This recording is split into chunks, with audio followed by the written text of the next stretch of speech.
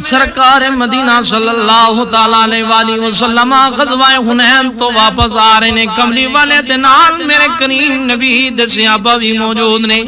حضرت بلال نو میرے کریم نبی نے ایک مقام تے فرمایا بلال جی یا رسول اللہ، فرمایا بلال نماز دا وقت اذان پڑھی جائے۔ جناب بلال جدو اذان پڑھن واسطے کھلوتے ہیں، محدثین نے بیان فرمایا چند قدم دور فاصلے تے چند بچے جنہاں دے وچ میرے نبی دے پاس وچ کلمہ پڑھن والے صحابی حضرت ابو محذورہ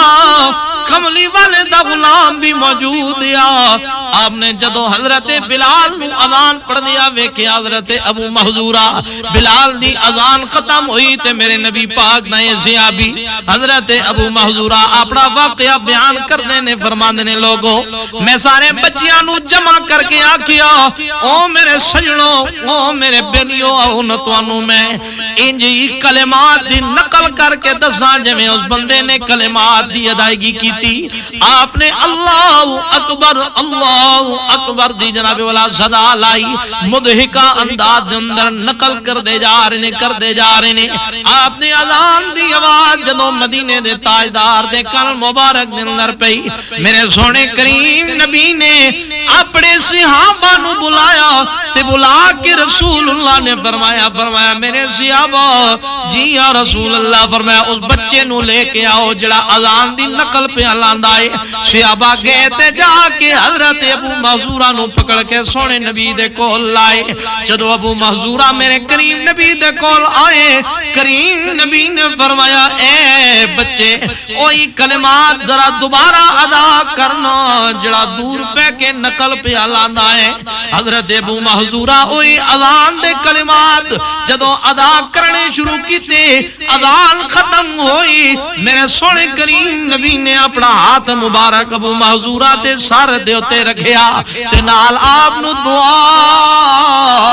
ادا فرمائی اے بچے اللہ تیری ذات دے اندر، اللہ تیری نسل دے اندر برکت عطا فرمائے۔ ابو محذورہ کہندے نے لوگو میں اپنی قسمت تے قربان جاواں، اذن مدینے والے دا ہاتھ مبارک میرے سر تے لگیا، اللہ نے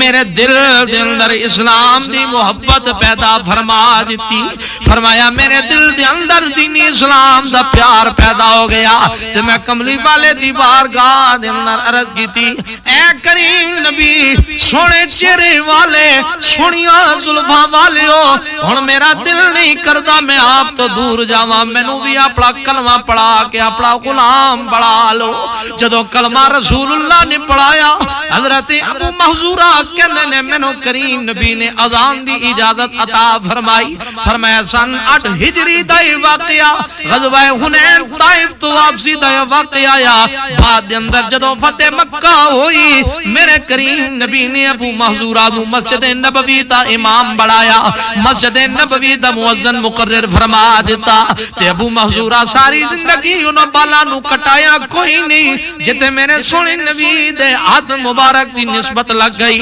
جدو آپ کا بیت اللہ دے سین دے اندر پہندے ہوندے اپنے بال مبارک لا کے، روایات دے اندر آندے آپ دے بال مبارک جدو لمبے ہوندے سن آپ دے قدماں کلو بھی لمبے ہو جاون، کسی نے عرض کیتی ابو محذورہ